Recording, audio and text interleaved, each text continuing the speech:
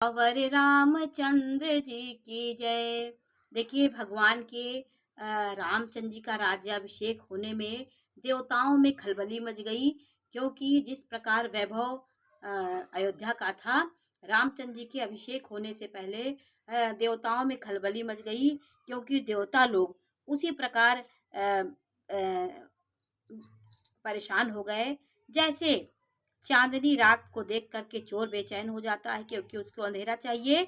इसी प्रकार वो बधावे अवध के बधावे उन्हें नहीं सुहाते थे। जिस प्रकार चांदनी रात में चोर को अच्छा नहीं लगता, उसी प्रकार ये अयोध्या का उत्सव देवताओं को अच्छा नहीं लगता था।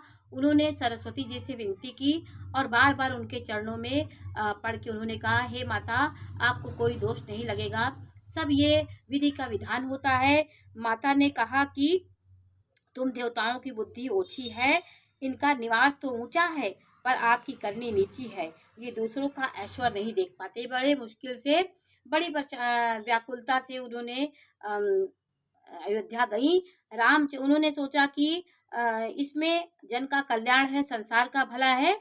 तो सरस्वती जी हृदय में हर्षित होकर दशरथ जी पुरी अयोध्या आई, मानो दूसरा दुख देने वाली कोई ग्रह दशा आ गई हो। जैसे ही सरस्वती अयोध्या प्रवेश करी, क्योंकि किसी की मति भ्रम करना था, किसी की बुद्धि पलटना था, किसी की वाणी को में विषाक्तता षड्यंत्र डालना था, ये सरस्वती जी का कार्य होता है। वो सद्बुद्धि भी देती हैं और अच्छी बुद्धि भी, खराब बुद्धि भी देती है। तो ग्रह दशा की तरह सरस्वती जी अयोध्या में निवास करी।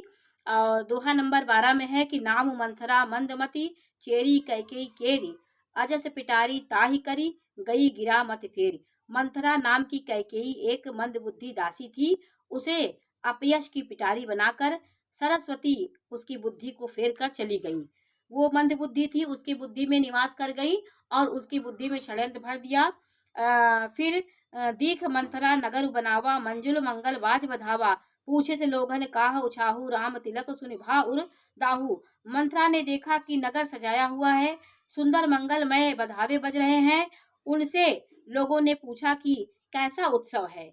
उसने श्री रामचंद्र जी के राज तिलक की बात सुनते ही उसका हृदय जल उठा, क्योंकि उसकी बुद्धि सरस्वती जी ने खराब कर दी। तुरंत उसके विषाक्त उसके बुद्धि में हो गया। वह बुद्धि नीच जाति वाली दासी विचार करने लगी कि किस प्रकार से यह काम रात ही रात में बिगड़ जाए। अब उसके मन में, सरस्वती ने उसकी बुद्धि बिगाड़ दी थी, रात ही रात में उसका बिगाड़ने का प्लान उसके हो गया कि जैसे ही कुटिल भिलनी शहद का छत्ता लगा कर घात लगाती है, उसी तरह वो उखाड़